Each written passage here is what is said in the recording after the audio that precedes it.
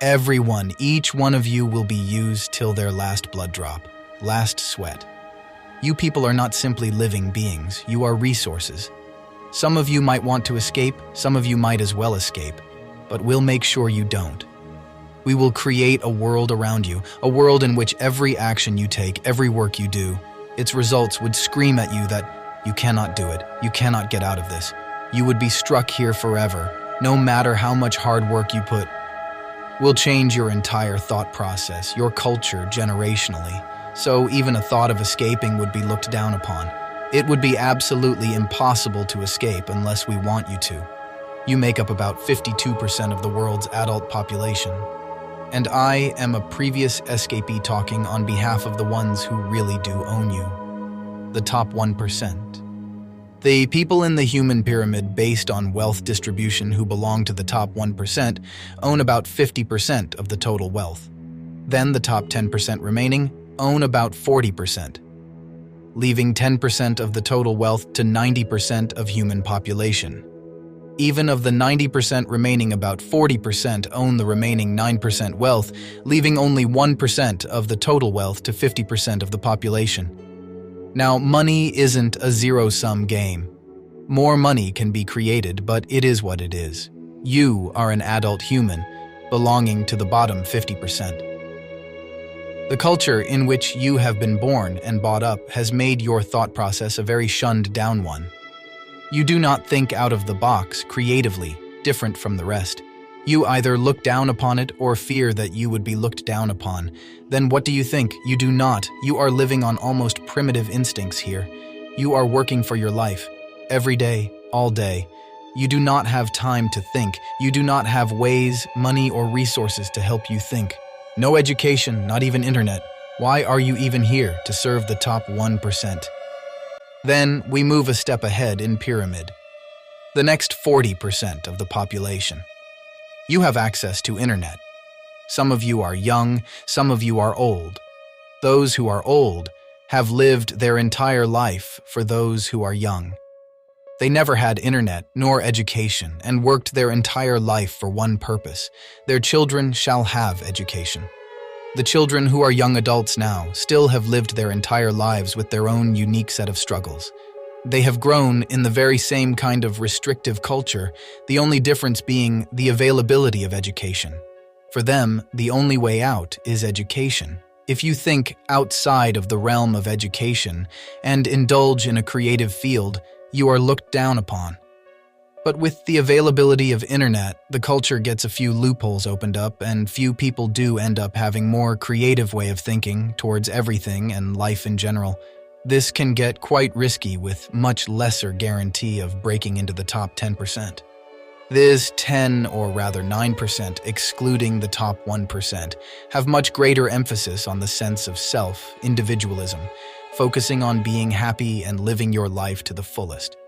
With the comfort of good enough wealth, most of these people choose to live happily and discovering themselves and enjoying the adventurous journey called life and work just enough hard as much as necessary, so the work-life balance isn't hampered. But even with the already comfortable wealth, some of these people are still hungry and deterministic, very goal-oriented, and end up breaking into the top 1%. End up becoming self-made billionaires, millionaires. The 1% that actually own the world. Businessmen, celebrities, political leaders, the one whom the rest 99% population follows. The ones that own 50% of the entire world's wealth. Not anybody, just randomly, or little to no effort can break into the top 1%. You have to be extremely hardworking, deterministic, intelligent, and most importantly, very, very cunning human being. This system that we call capitalism supports exactly the one instinct of human being, that is to acquire power. If you want to reach the top 1% in this system, you have to not just be intelligent and hardworking. You have to not care about certain things. You have to be cunning. Breaking into the top 1% gives you an almost godlike power over the next 99%. You are the influence, the owner, the leader. The next 10% in line are your executives, managers, ministers, and accountants. You can't so much control them because they are aware of your reality, your cunningness. They just want a happy and balanced life. Then comes the next 40%. These are the main people. They work for you as clerks, on computers, in offices, on roads, selling your products and services and image, building your brand and maintaining it. These people are the ones you really need to control. They must not know your other side. And to do that, you make them polarized, shun down their way of thinking into so much black and white that they themselves won't even question you. And those who would, they will be attacked by the other ones who do not question you. Then the remaining 50% are the ones who do the so-called dirty work.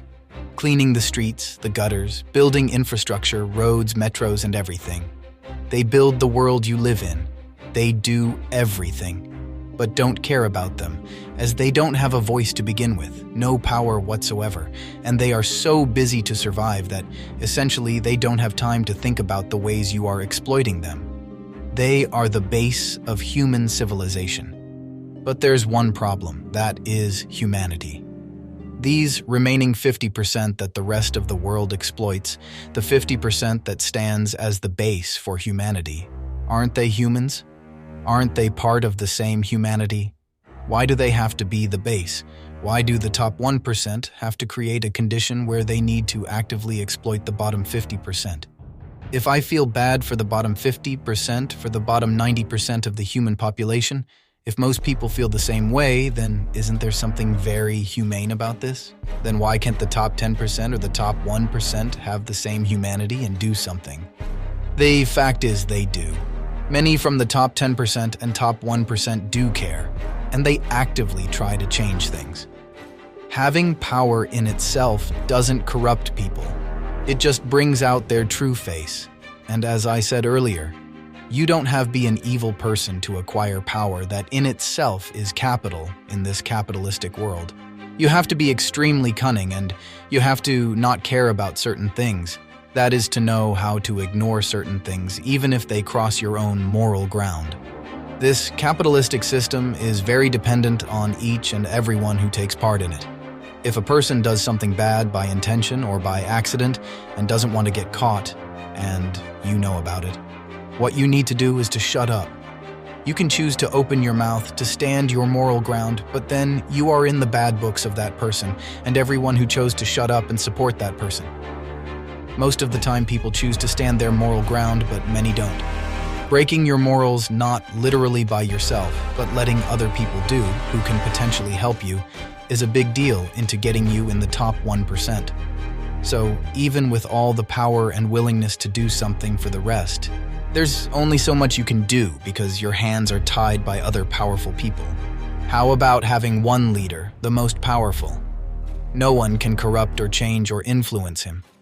Also, the leader is a good human being, so more power will only bring prosperity to the entire human civilization. The only problem being, it can't be a human being. Because we don't trust no humans. We, as a living organism, don't have an inherent trait of humanity within us. We only care about ourselves solely. Sure, we feel bad for others. That, too, instinctively also. Also, culturally, we have developed to do indeed care about humanity. But a major reason behind it is we are social animals. We belong to a certain community, to religion, to race, to gender, to state, to country.